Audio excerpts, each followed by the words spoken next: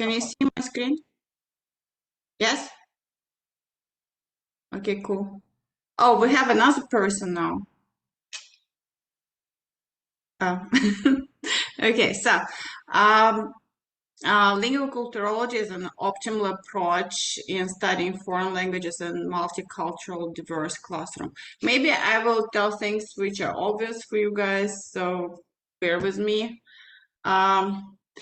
So we live in the age of globalization where diverse cultures and nations mix and mingle, and I can see it in my classes because I teach several foreign languages and English as a second language. Greg Urban stated that we are a plurilingual nation.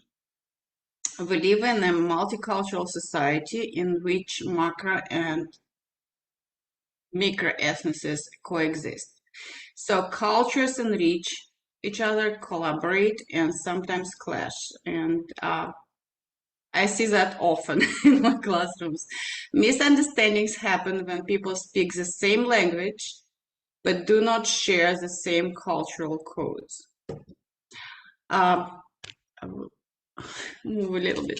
Edward Sapir, father of Sapir-Whorf linguistic relativity theory, stated that every cultural pattern and every single act of social behavior involve communication in either an explicit or implicit sense.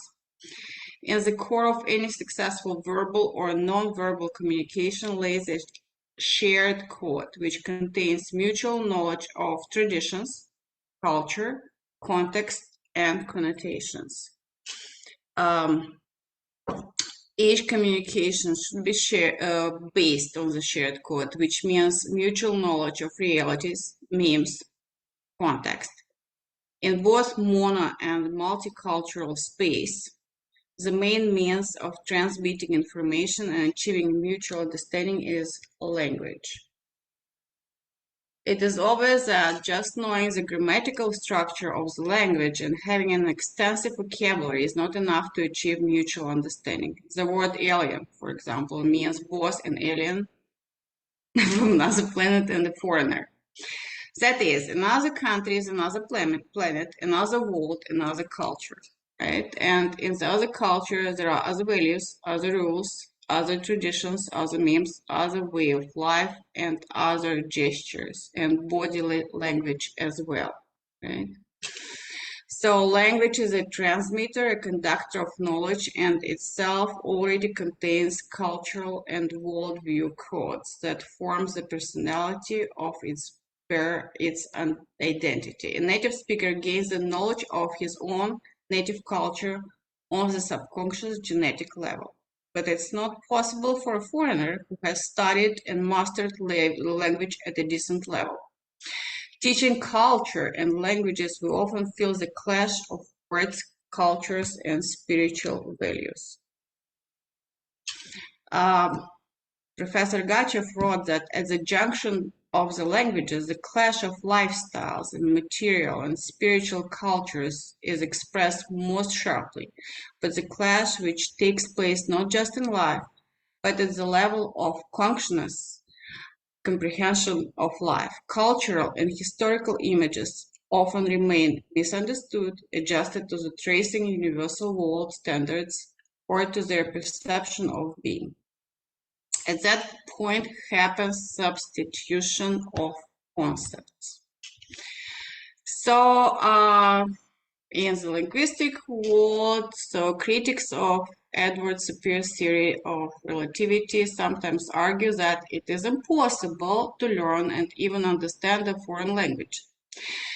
They are only partially right from my perspective, bearing in mind that the fact that cross-lingual translation, and maybe I have a little bit different name for the same terms you use, Brooke, often leaves aside the unique structures and meanings of the language, aligning itself with a universal grammatical semantic pattern. Our ability to translate into different languages is trained by daily interlingual translation within our own language. We paraphrase and retell the story while understanding another speaker or narrator. We try to display his world using the mirror of our worldview. What happens in the process of cross-cultural translation? William Hanks called the process of cross-cultural or cross-linguistic translation a metalinguistic process that takes place in a space of symmetric differences and produces changes in one or both languages. What happens? The primary picture of the native language world is superimposed by the secondary world's image of the studied language. The secondary world's image commenced by studying of a foreign language and culture is not the image reflected by the language, but the image created by the language. Professor Ter-Minasova argues that studying a foreign language is followed by peculiar bipolarity of a student, or maybe tripolarity of a student who speaks 3 languages. Necessity of rebuilding your way of thinking, reshaping your own familiar native picture of the world by a strange, unusual sample is one of the most difficulties of mastering foreign language. Each lesson of a foreign language is a crossroad of cultures, practice of intercultural communication, because every foreign word reflects a word, it's a typo there, sorry, a foreign word of foreign culture. Behind every word is a national consciousness, very own idea of the world. She also believes that the native culture is both a shield that protects the identity of the people and a deaf fence that fences it off from different cultures. So, as for cross-lingual translation by Hunt, Pierce, and Jacobson, it creates new meanings, new ways of evaluating speech, new use of old images. So, our colleague raised a question about multilingualism, and for some reason, a lot of linguists, they still call it bilingualism, as I saw that, and I'm not very happy with this term, but the most people in this world are bi or plurilingual. So what happens? So I found there are 3 types. Maybe some people would think there are 2 types, or maybe some would think there are 4 types. But the first type is subordinate bilingualism. The second language is like for our undergrad students, maybe, perceived through the prism of the native language. All concepts correspond literally with the lexemes of the native language. This type of bilingualism is typical for the entry-level students, newcomers to the country of the studied language. That's probably what we were referring to in the questions, right? Pure or coordinated bilingualism implies complete equality and autonomy of 2 or more languages. Each has its own set of concepts. The grammatical categories of the 2 languages are independent. I think this is rare or ideal bilingualism because some kind of diffusion and interpretation of languages is natural and inevitable. But maybe I'm wrong. And the third one, mixed bilingualism, applies a unified mechanism for the analysis and synthesis of speech, coexisting languages that differ only on the surface. So that's what probably we have for people who work for a long time with English. Also, so it would be students of higher level, second generation of immigrants, or people who lived in the country and worked with the language for a long time. So inside the microethnic groups exists its own adjusted to the new world realities, new native language. And that's very interesting process where morphological techniques of one language and the theme of another form new words of the new speak. When translating from the native into the second and vice versa, a new language is created, enriched with new science, images, memes of the area where a new variation of the new language, like the third dimension now, no, not only two dimensions, the third one of newspeak is born.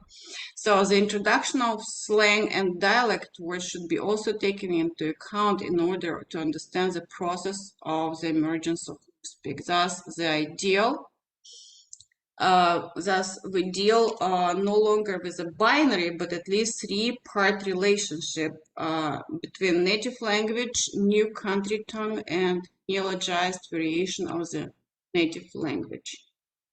Do I have more time? Okay, you have about 4 minutes. We have a little more now time since we lost someone. Okay, you just tell me because I have such a 6 slides and I don't think you need to listen to all of them.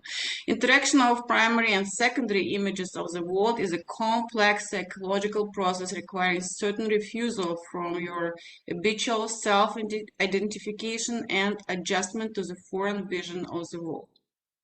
Under the influence of the secondary world's image happens reformatting of an individual. A person speaking several languages passes from one language to another, changing the way and the direction of their thought.